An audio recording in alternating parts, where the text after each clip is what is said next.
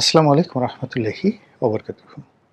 সম্মানিত দর্শক, July August বিপ্লবের পর কতগুলো শব্দ বাংলাদেশে বেশ জনপ্রিয় হয়ে পড়েছিল।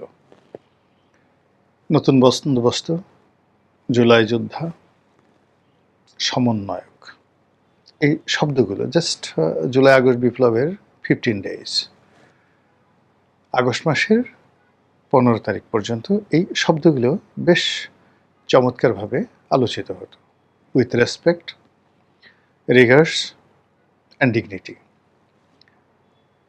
কিন্তু সেই ৩২ নম্বর ভাঙার পর এই প্রথম জনমানুষে একটা নেতিবাচক চিন্তাভাবনা শুরু হলো এদের সম্পর্কে।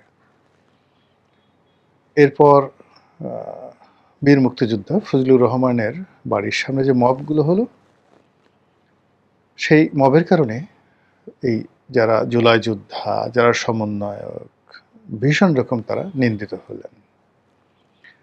সর্বশেষ তাদের কবর রচনা হলো এই মব সম্রাটদের। সেটা হলো প্রথম আলো এবং ডেইলি স্টারে তারা যে তাণ্ডব চালালো, সেই তাণ্ডবের পর। আর এখন এই শব্দগুলো আপনি যদি জুলাই যোদ্ধা বলেন, সমন্বয়ক বলেন এবং তাদের পরিচয় দেন, আমি অমুক সমন্বয়কের ভাই, অমুক জুলাই যোদ্ধার আত্মীয়, তাহলে পরিস্থিতিটা কোন পর্যায়ে যাবে এটা মোরলেস আমরা সবাই আন্দাজ করতে পারি। আজকের দিনের হালনাগাদ খবর হলো যে ডাকসু ভিপি সাদিক কায়ুম বিয়ে করেছেন। নানা রকম ট্রল হচ্ছে এটা নিয়ে, অথচ এটা হওয়ার কথা নয়। তার আগে ডাকসুর যারা নেতৃবৃন্দ রয়েছেন তারা শাহবাগ থানাতে গেলেন যে কোনো একটা বিষয়ে।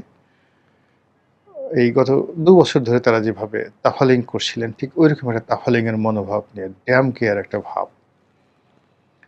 ছাত্রদলের যারা নেতৃবৃন্দ রয়েছেন তাদের হাতে বেদম পিটুনি খেলেন।